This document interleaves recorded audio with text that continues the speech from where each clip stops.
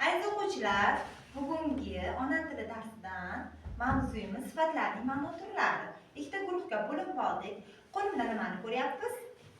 Bo'lingan rasmlarni ko'ryapmiz. Bu rasmlarni o'z holiga qaytaramiz. Butun katta rasm hosil bo'ladi.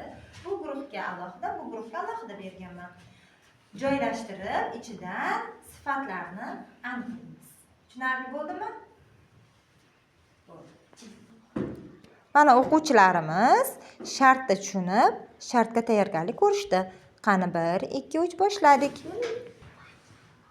Ikkinchi guruhimiz ham shartga tushunib, tayyor holatga keldilar. Qani 1, 2, 3 boshladik.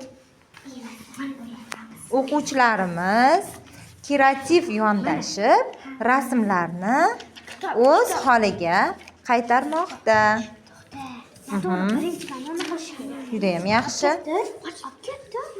Bu yerda ijodkorlik, kreativ fikrlash, aqlni mustahkamlash jarayonlar ketyapti. Ikkinchi guruhimiz ham rasmni o'z holiga qaytarmoqda. Bular ham kreativ yondashmoqda.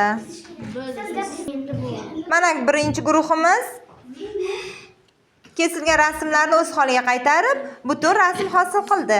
Endi bu rasmga matn tuzamiz. Matnimizning ichidan sifatlarni aniqlaymiz va matnimizga sarlavha qo'yamiz.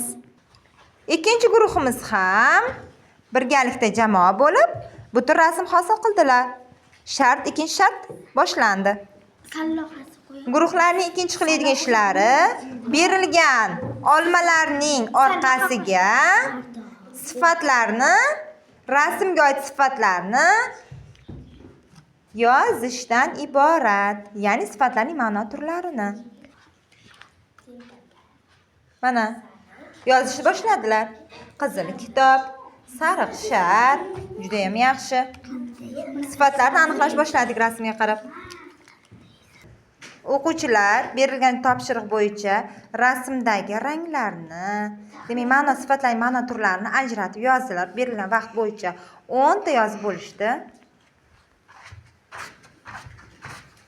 Ikkinchi o'quvchi, ikkinchi guruh ham rasm bo'yicha berilgan topshiriqni 10 ta olmachalarga yozishdi. Xo'sh, Mubina boshla. Kichik. Aha. Demak, rasmdan kichikni olding. Xo'sh, senga qaysi harf tushibdi? Na. N. Xo'sh, kichkina. Kichkina.